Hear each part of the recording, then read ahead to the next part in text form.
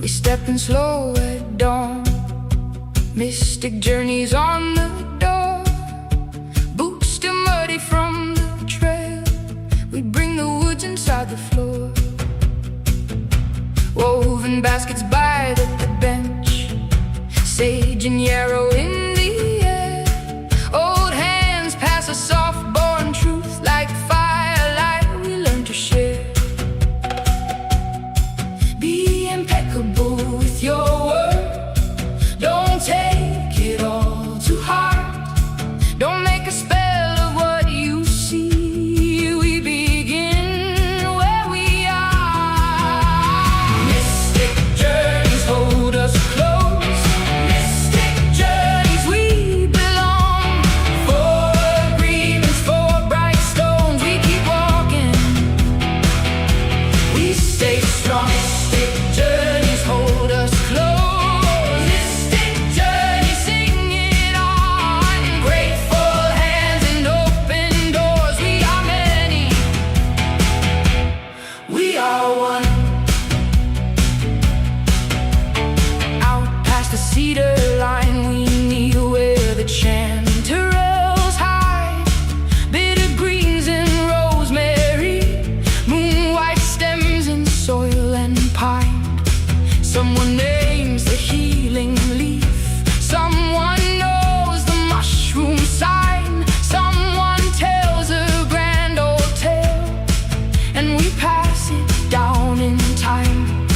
Don't assume the wound is yours, don't invent the cloud.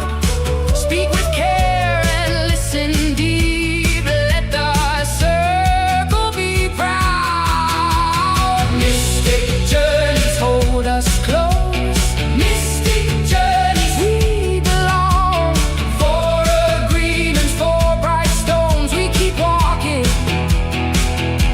we stay strong. Mystic journeys hold us close, mystic journeys sing it on. Grateful hands and open doors, we are many, we are one. And if the week has worn us thin, we bring it to the table. Soup and stories, cracked out laughs, the kind that make you able.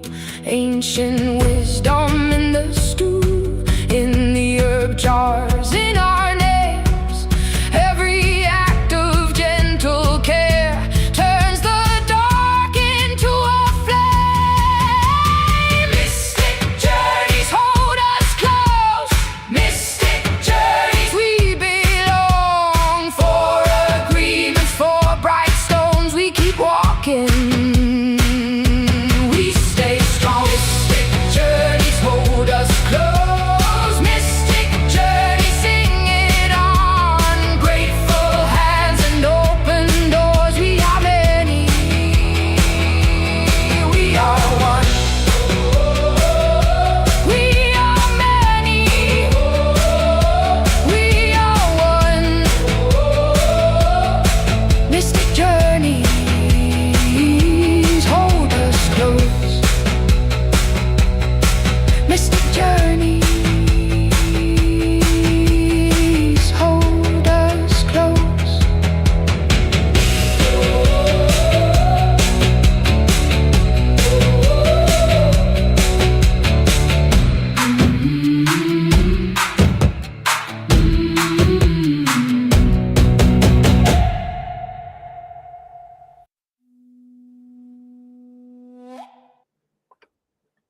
Hey everyone, welcome to Mystic Journeys with HB, Derek, and Nerdy. How are How's it you going, boys doing guys? tonight? I'm doing really well. How is our fourth guest here? Yeah, My does son does your went. friend have a name? Not yet. He went. He went to the store earlier and he brought that home. And yeah, I wouldn't have bought it, but I thought it'd be a good addition to the show tonight. Maybe some different input, a different perspective. We'll get it. We'll get their opinion later and see what's up. Ask This a couple is the questions, see guy where they're from. when she says, like, I'll be ready in 5 minutes. That's him waiting. He's still waiting. That's funny. All right, it's our Way to Love Monday. Nerdy's gonna read. Forget the title that you just had to explain to me earlier. It is No Looking Back. No Looking Back. And The Way to Love. I don't know if that's backwards for you guys. It probably is. I don't know how to switch my camera. Go to your camera. Just click on your camera settings, and it'll be right there. Just turn off the mirror switch. Should be right there. It's only like 4 or 5 settings in it. Right. All right. Well, Yep, there you go. There you go. That's better. There it goes. Yep. Way to Love. And yeah, we had a good weekend. HB and I got to hang out. Oreo was there, and Proppy, aka Bob, was there. Bob's was a huge help. So was Oreo. They both helped me put together that new grill I bought for the event. The hot dogs were good. Showed up, help out. Yeah. Everybody that showed up, huge help, especially Bob. Thank you so much. And Oreo. Yeah. We had a great turnout. Yeah. We had a ton of people show up. Tons of people were asking questions and really curious and wanting to learn. So we appreciate everybody. It was really cool. Hopefully we'll do it again, maybe another month or so. Yeah, I hope so. That'd be fun. Did you guys take any pictures to share? I did take a picture, but I don't have it ready to go. It's in the Discord. There's some incentive for you guys to join the Discord. I posted a picture in there of the event. After the event, HB and I and Bob all went up to HB's secret spot where there's dispersed camping everywhere. So it would be great to just plan a nice camping event. Like one night, and we all just try to find as many mushrooms as we can, and maybe some crystals too, because it's all right there. It runs right through there. So yeah, exactly right, man. And like afterwards, we found some really cool mushrooms. Do you remember what the mushroom that you found was, HB? That I told you to go ahead and eat. Lactarius deliciosus or delicios? Yes. Okay. Yeah. Nice gourmet mushroom, but apparently it was probably a little bit too old when HB got to it. Still really cool though, and now I've kind of identified what it looks like, so I'll be able to recognize it a little bit better. It's really easy to ID from this point forward, I'm sure. The color, it has a crazy like bluish green tinge to it, and the Lactarius, whenever you scar it or whenever it gets scraped, will start to leak out this milk white substance out of the gills of the mushroom. So yeah, pretty cool. That is an indicator, but it's not always there. Sometimes the mushrooms are so dry, even if you cut the gills or something like that, it will not lactate. One of the ways to also get it to lactate is to just snap the edge of the cap, and sometimes you can see it if it's really dry, but not always. You just got to know your mushrooms. Lactarius and Russula look very similar. Lactarius tends to have a hollow stem, and Russula tends to be more chalk. But anyway, we had a good time. I found some really nice mushrooms myself. I found some Krugonfis mushrooms. I found some what is it called? I forget what it's called.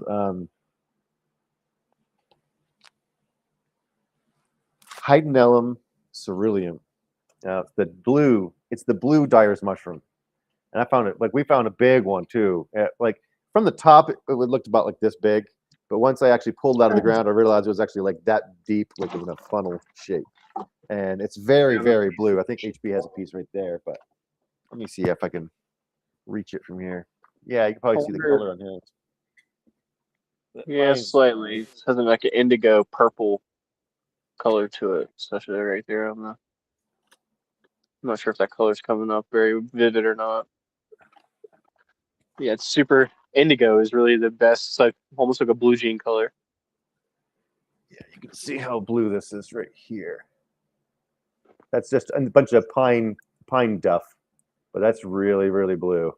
But on the top, it's really white with some leaves and stuff stuck in it. But hide Yeah. melon because it has these little teeth on it instead of gills. Yeah. It's But crazy. yeah, I'm gonna chop that up and I'm gonna try to make some cool dyes out of it. That's my second time ever finding that mushroom. Yeah, you can see it on the bottom on that one pretty good. The blue. So you can make a nice blue dye out of this mushroom. That was a nice big specimen too. I can't wait to really process it and chop it up and try to use it again. Cool. Will the blue from cubes work as a dye? No. No, that's a question I get a lot, and I've looked it up many times. No one's quite figured out how to do it. It generally turns brown. You can get some, color to stick, but it's not going to stay blue. It just turns brownish and poopy. It's crazy how they like grew around the pine straw. Some of them go all the way through. Yeah. For that stick that you got. How's it going, Sharon? What's up, Ray Cook? Very Glad cool. to We'll see do you some guys. more mushroom talk in a little while. I have a couple to show off to you that I just found earlier. So yeah, we're gonna do that. I don't have any plant talk, but I have some space talk. So got a picture of a comet to show off. What was that? You had something to show? Not right now, but yeah, I don't have any plant talk, but I got a picture of a comet, and then I'll read a little thing. Oh, that from comet. NASA. Okay. Well, I'll Yeah. go ahead and do my reading then. Yep. So The go Way ahead. to Love, and it is titled "No Looking Back." And the Bible verse is Luke 9:62. No one who puts his hand to the plow and looks back is fit for the kingdom of God. I'm going to repeat that one.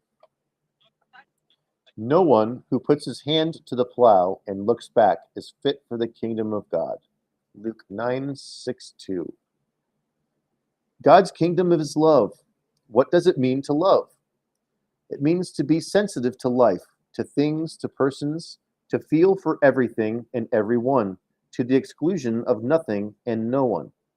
For exclusion can only be achieved through a hardening of oneself, through closing one's doors.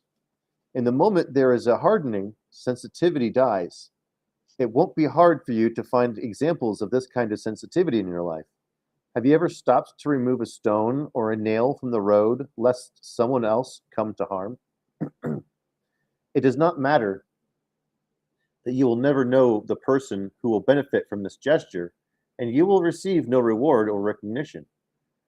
You just do it from a feeling of benevolence and kindness. Or have you felt pained at the wanton destruction in another part of the world, of a forest that you will never see and never benefit from?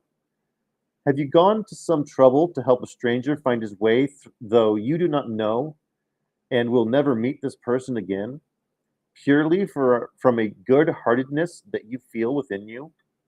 In these and so many other moments, love came to the surface in your life, signaling that it was there within you, waiting to be released. How can you come to possess this kind of love? You cannot, because it is already there within you. All you have to do is remove the blocks you place to sensitivity, and it will surface. The blocks to sensitivity are two: belief and attachment. Belief. As soon as you have a belief, you have come to a conclusion about a person or situation or thing. You have now become fixed and have dropped your sensitivity.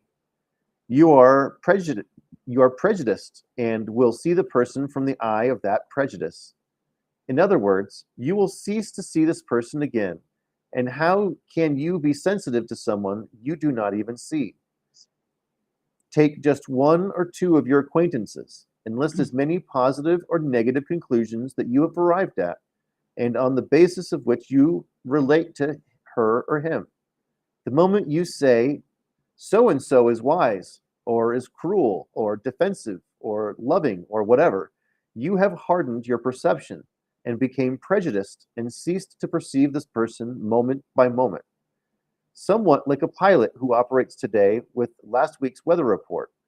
Take a hard look at these beliefs, for the mere realization that they are beliefs, conclusions, prejudices, not reflections of reality, will cause them to drop. Attachment. How is an attachment formed? First comes the contact with something that gives you pleasure. A car, an attractively advertised modern appliance, a word of praise, a person's company. Then comes the desire to hold on to it, to repeat the gratifying sensation that this thing or person caused you. Finally comes the conviction that you will not be happy without this person or thing, 100%. for you have equated the pleasure it brings you with happiness. You now have a full blown attachment, and with it comes an inevitable exclusion of other things, an insensitivity to anything that isn't part of your attachment. Each time you leave the object of your attachment, you leave your heart there, and so cannot invest it in the next place you go to. The symphony of life moves on, but you keep looking back, clinging to a few bars of the melody, blocking your ears to the rest of the music, thereby producing disharmony and conflict between what life is offering you and what you are clinging to. Then comes the tension and anxiety, which are the very death of love and the joyful freedom that love brings. For love and freedom are only found when one enjoys each note as it arises, then allows it to go so as to be fully receptive to the notes that follow. How does one drop an attachment? People try to do this through renunciation, but to renounce some bars of the music, to blot them out of one's consciousness, creates exactly the type of violence, conflict, and insensitivity that clinging does. Once again, you have hardened yourself. The secret is to renounce nothing, cling to nothing, enjoy everything and allow it to pass, to flow. How? Through many hours of observing the rottenness and corrupt nature of an attachment.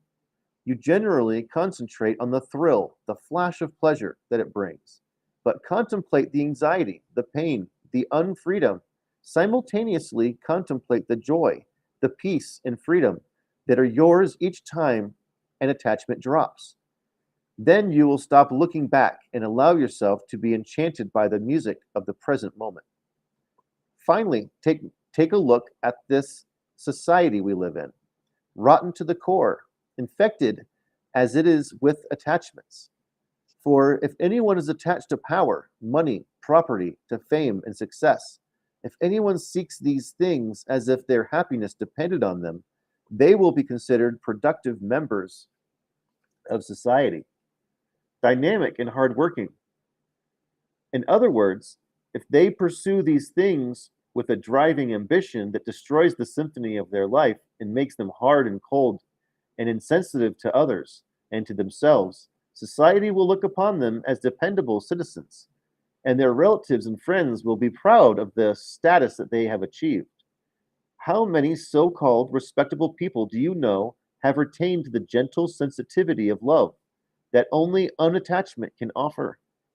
If you contemplate this long enough, you will experience a disgust so deep that you will instinctively fling every attachment away as you would a serpent that has settled on you. You will revolt and break loose from this putrid culture that is based on acquisitiveness and attachment, on anxiety and greed, and on the hardness and insensitivity of non love. And that is it for this chapter. What do you guys think about that? You want to start, Derek? Yeah, I mean attachments. I think if you attach to positivity, then that you can keep going up. But if you like say it's a breakup and one person, they move on, and the other person, all you hear is how the person that moved on done them wrong, and that's their identity now is the attachment of that, how they were mistreated, you know, and Yeah. that, I mean, I hate to say it, but that just nobody wants to hear that after a while. I mean, there's sympathy at first, but then it's like, all right, when are you going to move on? You know, you really, this ain't healthy for you. Yeah. You know, I mean, you should look at it as an opportunity to find other people that make you happy. Find something else. If you have pets or if you have hobbies, to get into those two things that make you happy. But the attachment of people, I think, is, you know, like there's so many stories of people meeting their heroes, meeting their favorite actor, and then they just get Mm. let, you know, and it's a good idea to like have people to look up to, but don't hold them that high, you know, so you don't have that that letdown, you know, kind of have the no expectation aspect of it, you know, like they seem cool. I hope they're cool, but if they're not, it ain't gonna change my life. Right. 100%. Right.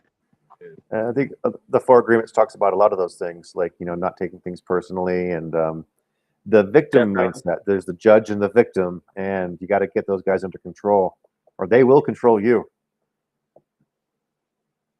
How about you, HB? What do you think? I'm just trying to get stung, but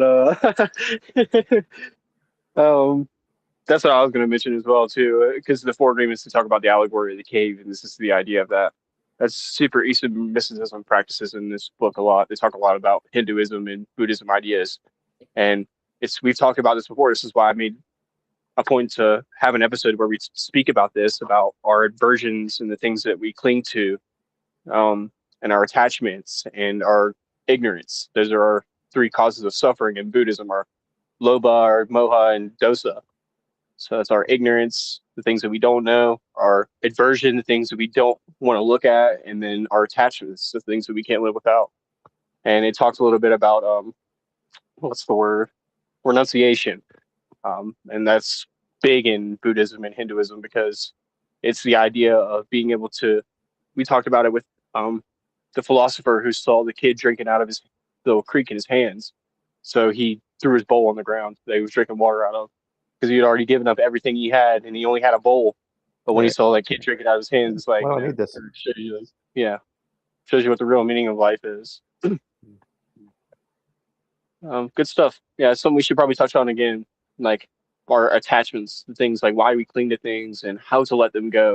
Because it explained it perfectly. I mean, I could reiterate, but it explains it perfectly. Like what is an attachment, how we fall into these things, and how we break free from it, all in one Mhm. go. It's perfect. Clinging is easy, but letting go is the part that people have issues with. You know, I think that's Yes, sir. Letting go is hard. hangs people up a lot. You I think know, goes forward. When I was younger, I heard somebody say that the hardest thing about parenting and life in general is letting go.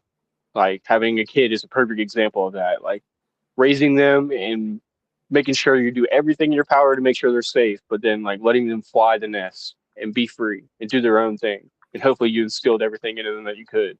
That's like a really good way of looking at like even if you don't have kids, you can still sympathize with a thing like that. Like, wow, that's like the ultimate way of just letting it go, giving it up, and just letting it be. And if it's really yours, it'll come back to you. It's that kind of beautiful analogy, right?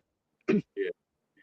This is like it's that saying, you know, if you don't raise your kids right, you'll be raising them forever. It's true. This one, the one section that really stuck to me is the fact that it calls out society. It's like, hey, society, this it's actually a sickness. It's you guys are all Definitely. it's all ego. Um, I'm going to reread this section here. It says, finally, take a look at society we live in, rotten to the core, infected as it is with attachments. For if anyone is attached to power, money, property, fame, success, if anyone seeks these things as if their happiness depended on them, they will be considered productive members of society, dynamic and hardworking. Yeah, I see that in some people, and I see that that's the things. Those are the things that take them down. 100%. It's the opposite of what you should be chasing if you want to be successful, and especially in the long term. Short term, you'll get what you want, but long term, you're going to fall apart. Kind of reminds me of this poem I wrote. I'm not a poet, but I did write a poem a while back, and I put it in my journey journal. I don't know. I'm going to look at it again, see if I want to read it to you guys. Yeah, the part that you were just referencing is the part that made me think of the allegory of the cave. You know, it's the stuff that draws us back in, chains and diamonds and fame and everything you could ever dream of. You know, I was watching a podcast the other day, and I won't say any names of who the musician was, but they had gotten into an accident, and they were able to get into the hospital way faster than anyone else because they were quote unquote high profile. So it makes you think about things like that. Like, what kind of world do we live in where a musician is like a high profile person, where they can just skip the line basically because they have money and they have everything that. And it's the world that we live in. I think about it like if you're poor, you have no help, but if you're rich, there's all the help that you need, which makes no sense. It should be the other way around, right? Yeah. Because if you're rich, you don't need help. But so yet there's somebody in there with no money, no insurance. They broke their leg, and they're sitting in there with a broke leg in the waiting room for hours just to get back where they got to go, get some pain medicine or go, whatever, get a rod put in their leg or what have you. Then they're gonna have to pay out of pocket for it. It's like a crazy world that we live in with that kind of materialistic stuff, like money, greed, power, fame, and people crave it more and more because of that, because they know they can get the red carpet rolled out for them, essentially. I think I'm gonna type that out, and I want to share it in Discord later. It's kind of a spot on with what we are talking about today, but I don't know.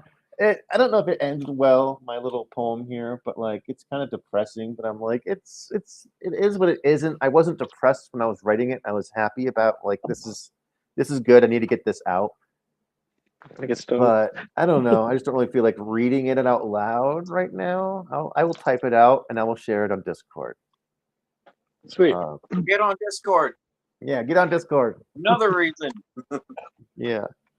And I did share the picture in the general chat of our Discord of the event that we had on Saturday. It was really good. Pray to your gods. There is a bee around me, and he is mad. Yellow Jacket. They're relentless. Hey Sharon, have you gotten those shirts in the mail yet? I shipped them out to you and Kim early last week. Thought it was last Monday. You should have it by now. Did you get the swabs? Did you get the swabs? Right? Did you get those swabs? I know Derek and I are both sending you some. Schwab. That's what we're gonna call your little partner right there, Schwab. Let's go, Sam P.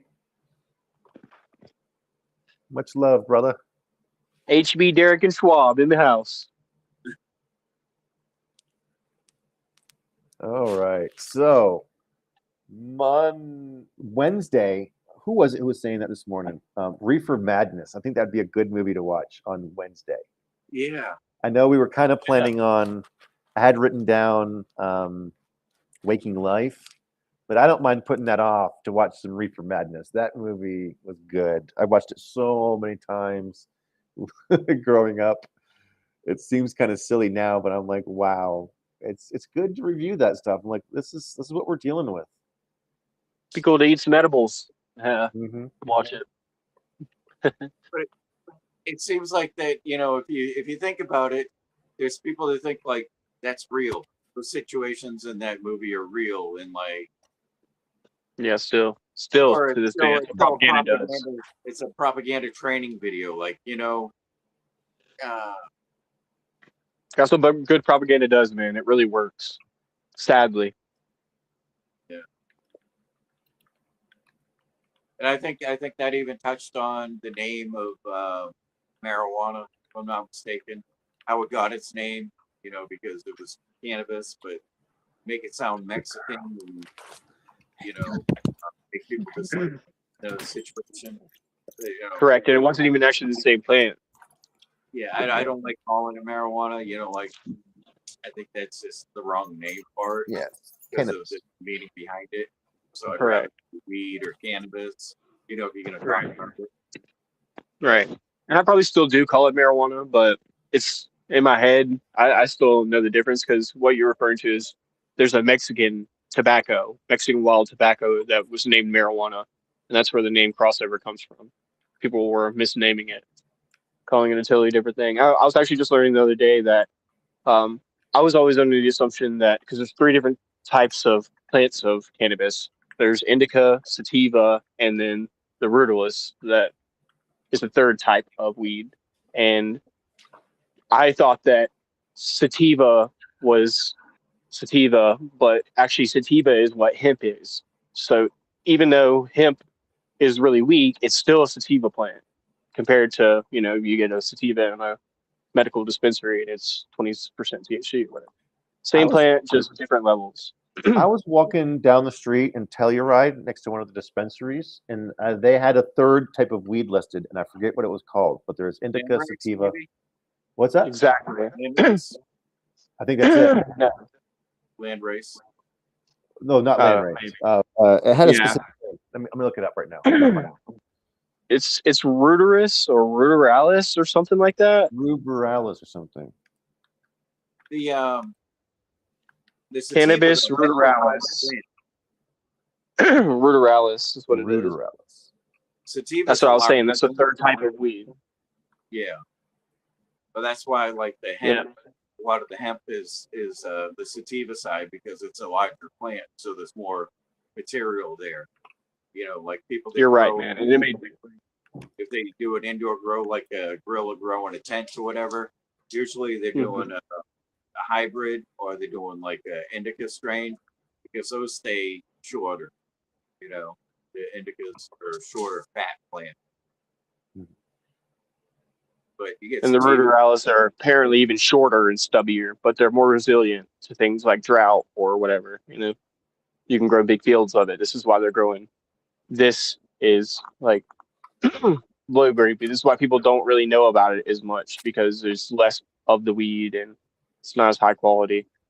But indica or sativa, especially nowadays, doesn't necessarily mean people used to associate indica with indica couch. We talked about this on the show. That really has Yeah. way more dependent on to do on the terpenes and the other cannabinoids that are in the plant rather than because there are sativas that make you feel like indica and then vice versa, indicas that make you feel like sativa. So it's a generalization, but it's not an exact science. There are tons of indicas that are make you feel energetic and you can smoke them in the morning and feel great all day and vice versa with the sativas as well. There are tons of sativas that'll put you to sleep.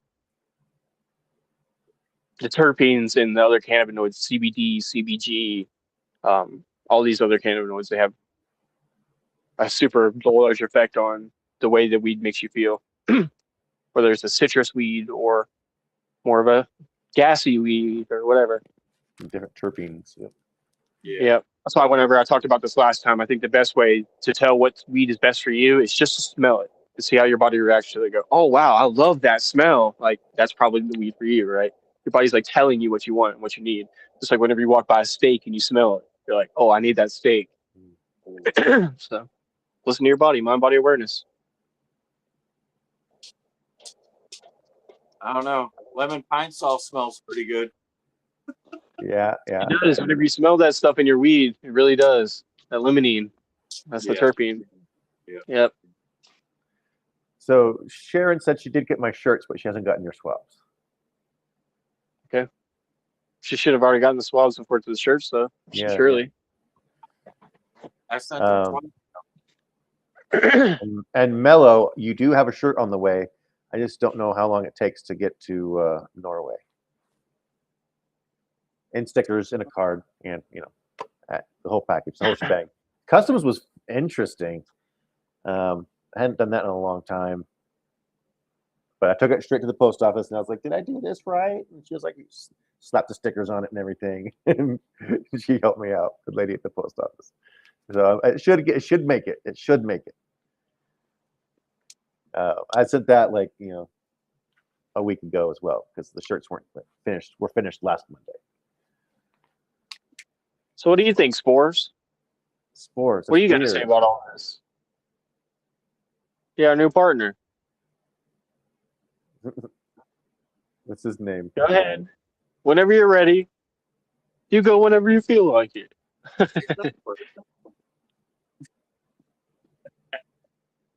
We need a Jeff Dunham ventriloquist over here. Somebody off screen. Kind of like Dead Bob, but not.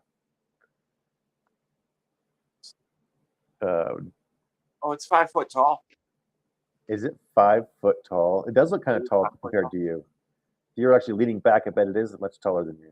Wait, no, it's five. Well, No, you're probably about 5'9", right? I think we're about the same height. yeah, I'm 5'9", yeah. So, but I'm also sunk in the couch, and this is Oh, okay. Yeah, okay.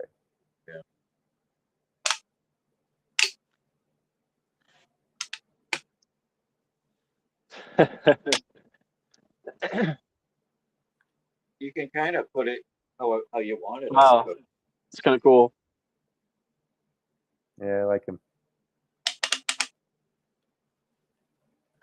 Hey guys. That's We need to come up hilarious. with a good name for him, guys. How about the Halloween will be coming up soon. We'll have to dress it up. yeah. Give him some fun mycology decorations or something. Or make him turn into a mystic. Turn into a mystic. We've befriended death. Put a purple robe on him. I have one. Kim says that it looks like your students today. That's how we should all Really. show up for Halloween. All in purple Tomorrow robes. is Kaylin's first day back in school. She's like, I don't want to go back. I don't want to go back. And I'm like, yeah, I don't like going back to that schedule either, but you got to go to school. It's nice to have my own time to myself to actually focus on this summer's been hectic. It's been chaos and everything's a mess. I need to clean and I need to do so much. It just never stops. Never stops. I did get an offered a gig to go to another mycological society out in where was it? Out in Carbondale, Colorado. They're offering me an honorarium, so I'm like, I get paid. Yay, that's cool. Go somewhere and get paid to talk about some of the stuff I've been, teaching for free out here. But it's a ways away. It's like out in the middle of nowhere, Colorado. But hey, it's okay. I don't mind. It's fun sharing what I know. The guy that asked me to do this. He was my assistant on Saturday at the Telluride Mushroom Festival. So he's a really good guy. He knows his gourmet mushrooms, and one of the things he wants one of those letters of recommendation from a recognized mycologist. So here I am. So he wants to become a wild mushroom identification expert too. I'm like, yeah, man, I can help you out. He knows his stuff. He really does. And he showed me what he knew. But he just doesn't know the non-edible mushrooms as well as I do. But if you're a wild mushroom identification expert, all you really need to know is the edible ones and the poisonous lookalikes, and that's easy enough. But yeah, man. I found a Krugonfis set on Saturday. Found that Heidenellum ceruleum. That was a nice find. I know HB picked up a bunch of those several Lacterius deliciosus. I found a bunch of Suillus. I am not sure what kind of Suillus it is. Maybe Suillus luteus. I don't know. They all had a distinct ring on the stipe, which is very interesting. And not very many. That's not most Suillus mushrooms don't have that. So I think it might be Suillus luteus. It's not as stocky as I remember from last summer. I can go grab those Lacterius. Had them in the fridge. And then you had also found some mushrooms that I was pretty sure were like some sort of mycena. What day are you referring to? Sunday?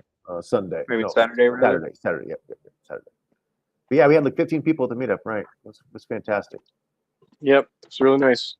If anybody's watching who showed up, again, appreciate y'all that shit for showing up. Hopefully we'll do it again in about a month, and maybe we'll plan a foraging trip with it as well. I would like that. There's some good mushroom hunting out there. You just got to get a little ways into the woods, a little past all the burn area and stuff. Yep. Not just burn area. I think there's a lot of beetle kill out there too. Ernie, what mushrooms eat dead flesh?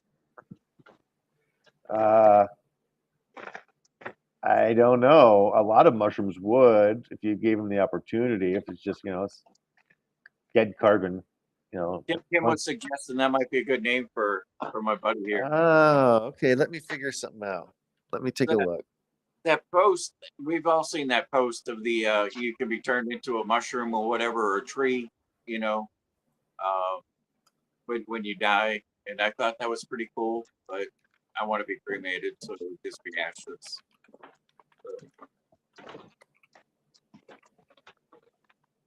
They're still pretty fresh, so maybe I can get them to lactate on camera.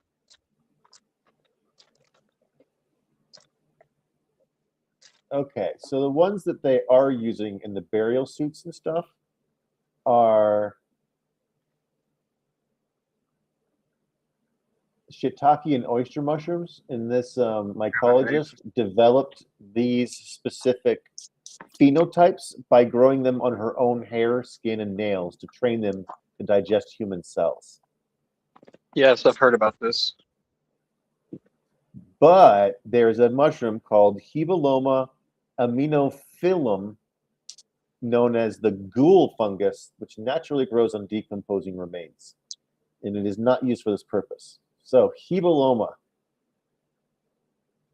Yeah, I'll write it down. I'll put it in the chat. Hebeloma aminophyllum. Call him Phil. I'm not able to get it to lactate, but you maybe can see the bluing on it. It's like a bluish green kind of color on the stem and on the gills. Oh yeah, yep. You can definitely see the staining. Whenever you touch it and bruise it, it's going to turn that greenish blue. That's a. If you see, that's full of bugs. Oh yeah, I can see it. Just like all spongy and shit. So it looks hopefully nice I'll when find we some were in good the ones. woods, but now it looks like it's full of Yeah, bugs. little too far gone, which is always fun. Live and learn. But yeah, now you know what it looks like. It's very easy to ID. It's a very beginner-friendly mushroom. Yep.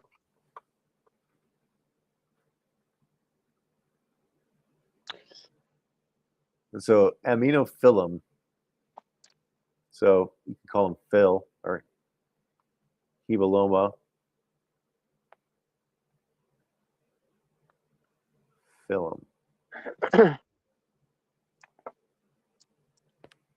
don't know. What you got there? Oh, yeah, that blue one. It's the same one. Yeah, I feel like if your camera doesn't really pick up the blue. Yeah, it doesn't. The light hit it good a couple times, and the blue really popped. But yeah, I'll make some dye out of it, and then I don't know, dye something. Maybe a beanie. That'd be cool. Yeah, if it's made out of wool or silk, it would take the dye extremely well. I would aim for a wool beanie. That should be affordable. Be Silk cool. then will lend itself well to the beanies, but I would think that a wool or like alpaca or any of that stuff, anything that's a protein-based hat, not cotton, does not take the cotton well at all. Hemp? Hemp is another one of those non-protein-based ones, so that's kind of like cotton.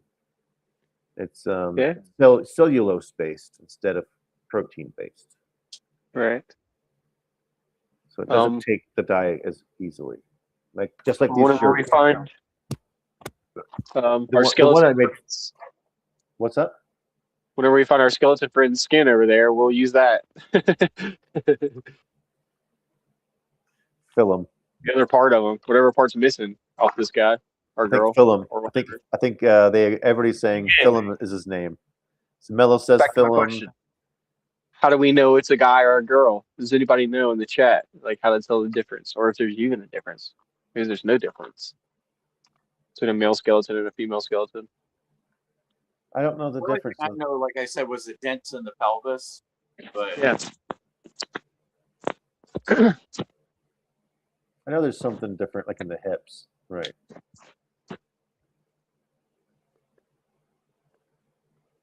Philum is what everybody's.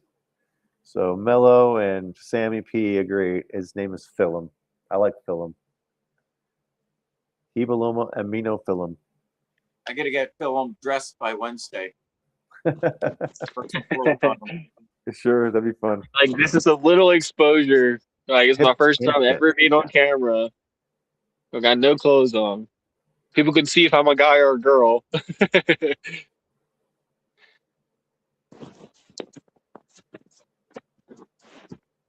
And Kim says hips and chin are the ways they can tell. And Sharon says that's a male skeleton. But yeah. They all are. Am I right? Am I right?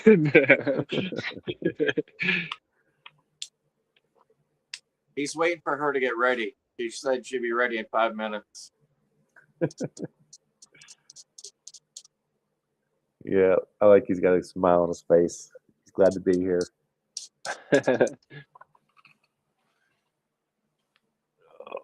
But yeah. So after the show, I'll be playing some Minecraft around 8:30, Denver time. If anyone wants to join. And if you don't want, even if you don't want to play, I'll just you can just join us in the voice chat. I'll be there talking. 100%. Exactly right. I'm gonna skip out this time, but I will be there hanging out. Okay. I want to show off. I got some mushrooms to show off. Before we get to that, though, let me show this picture off of a comment. It's definitely fake, Sharon. It's definitely fake. Comment 22 OP is unexpectedly bright. Normally periodic.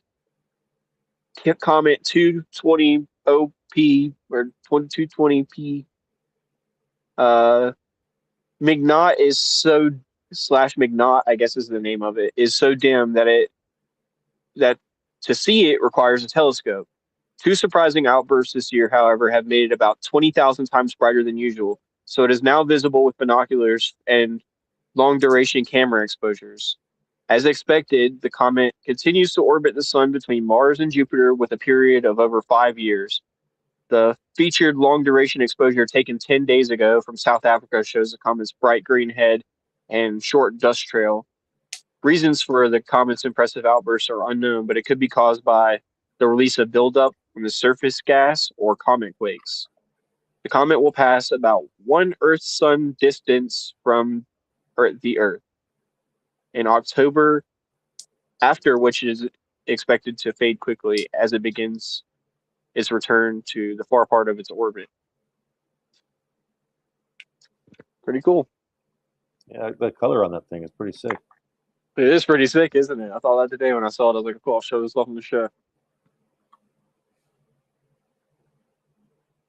Constantly learning more and more all the time every year with this space stuff. Looks like you might have some more pictures over here loaded up. Where are those? Yeah, you can feel free to click on them. Just mushrooms. I actually have a couple over here. Not beside me actually, but I'll grab them. That's an agaricus.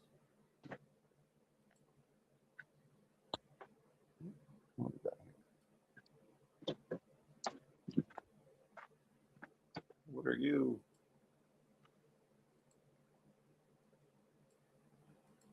Yeah, they've dried out a lot since earlier. Might not even be identifying it.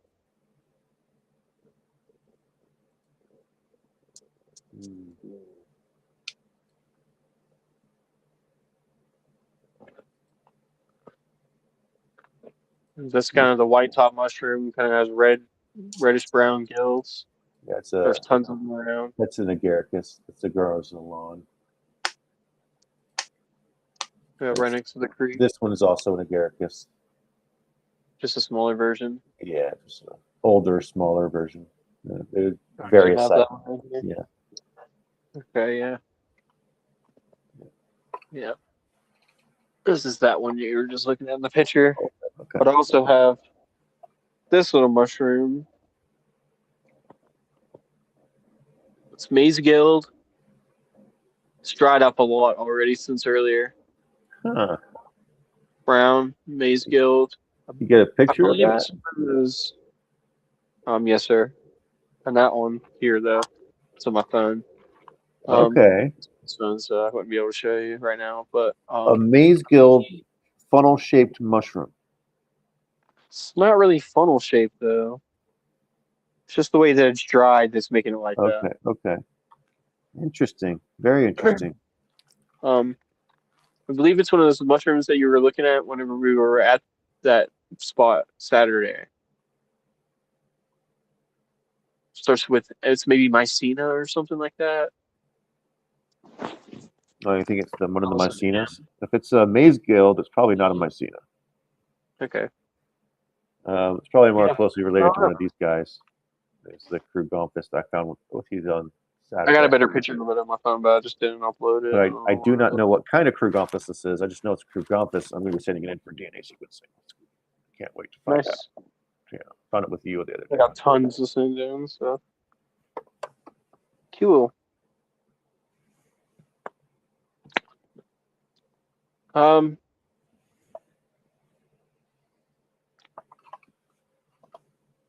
Yeah, I'm really happy with how that event turned out. I was just gonna say, hopefully we'll be able to see a lot more of you guys there at the next event. It's a bit to travel to Red Feather, but it's worth it. It's pretty out there. It's really cool because actually, go ahead. Especially if you take the right route. One of that canyon on the way in was amazing. The way I say, yeah. Oh yeah, that's true. That's true. On the way home, it was a little more boring, but it was still pretty. Yeah. A little shorter that way. But actually someone who shows up at Nerdy's events showed up to this event, and they were saying that it's great to have this up here in this part of the world. And that's to me as like that's the whole goal, because if somebody had flyers for something like Mystic Journeys for a mushroom event, I would see it and be like, yeah, oh, man, that's crazy. Up here, this is like kind of a gym to have this thing. So and so I've been telling you guys, like, if you're never in an area where you don't have it, just make it yourself and become that place, because people are going to see it and they're going to be like, wow, this is crazy. You're doing this up here in this like random part of the world. And they want to be part of it. So, and for those people that they don't have to drive all the way to Fort Collins to be able to have an event, they can just like drive 20 or 30 minutes or less and be able to, come and hang out and get the same kind of education and the same kind of resources that are available at Nerdy's events, the Colorado Micro League. Or have an event in Lubbock, Texas, or wherever, anywhere else. California. Yeah, for sure. North Carolina, 100% all over the world. I love that you remind people of that HB, like, if not you, then who? It's my favorite quote. JFK quote. Yeah, if not us, who? If not now, when? Like, whenever we can't just stand by and let corporate greed and people who have money and manipulation get all of the mushroom power, because they don't care about the mushrooms, but they have enough money and power and pull to be able to do whatever with it. We can't let them take the reins. We have to be able to start these communities for ourselves so we can build a name and build a reputation for people that know that we're not in it for money and know that we're not in it for power or greed. And later on, we'll be the ones that they support, not anybody who's selling mushrooms at a fucking Circle K or whatever, Loveland, land of the L's. Yeah, that'd be a good place to have a nice church event. Loveland. I'm thinking next time maybe we'll go to the lake and hang out for a meetup. Or somewhere in the woods, find some mushrooms. Could be fun. Drop a pin, see who shows up.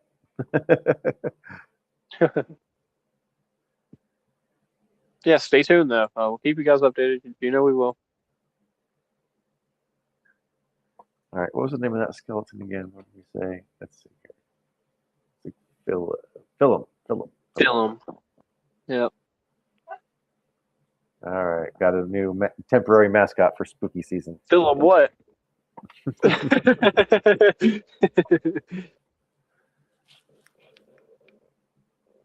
Yeah, Santa. There's several. There's like 2 lakes out there that I saw, at least. I'm sure there's more. Yeah. Red Feather Lakes. There's several lakes that make up Red Feather Lakes. We were right in between two of them. You done any shit out there, HB? One more time, Derek. Have you done any fishing out there in the lake? Yeah, once. I got a day license once and went fishing at Lake Dowdy, which is where I'm thinking maybe it would be a really nice place to have a meetup. You should check it out. Give me your opinions, whatever you think. But yeah, it's really nice out there. The water levels are super low, but there's still tons of water out there and tons of fish. We caught probably like 12 or something like that, and then it was me and a friend. So then we smoked them all on the grill. And those hot dogs turned out really good. I was really happy with how that grill turned out. Yeah, Can't wait man. to use it again. Was it gas or charcoal?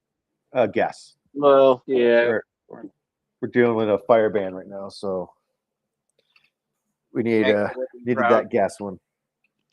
Mm-hmm. So propane, clean burning propane.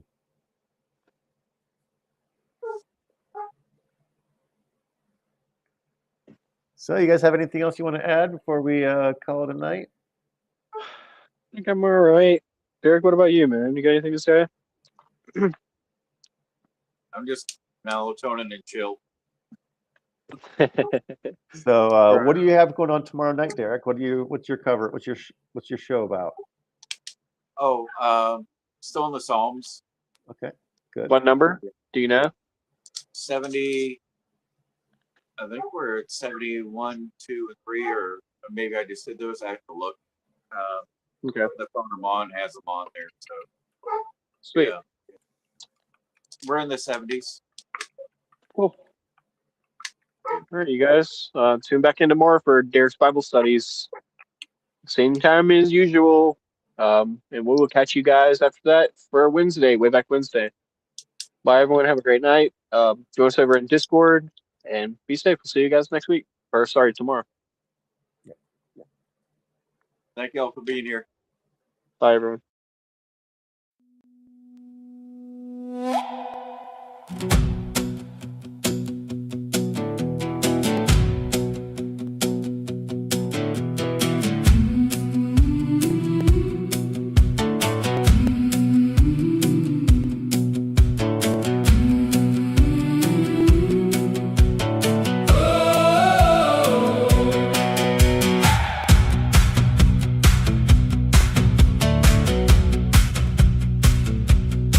We stepping slow at dawn, mystic journeys on the door. Boots still muddy from the trail, we bring the woods inside the floor. Woven baskets by the bench, sage and yarrow in the air. Old hands pass a soft-born truth like firelight we learn to share. Be impeccable with your word. Don't take it all to heart. Don't make a spell of what you see. We begin where we are. Mystic journeys hold us close. Mystic journeys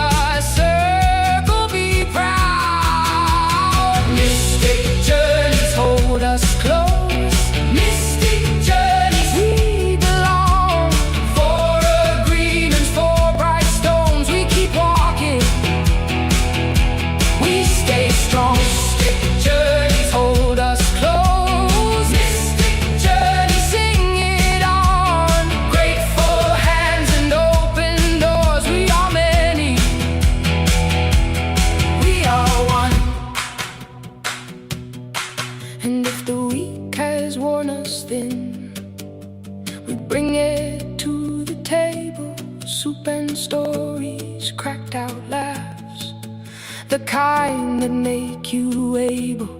Ancient wisdom in the stew, in the herb jars, in our names.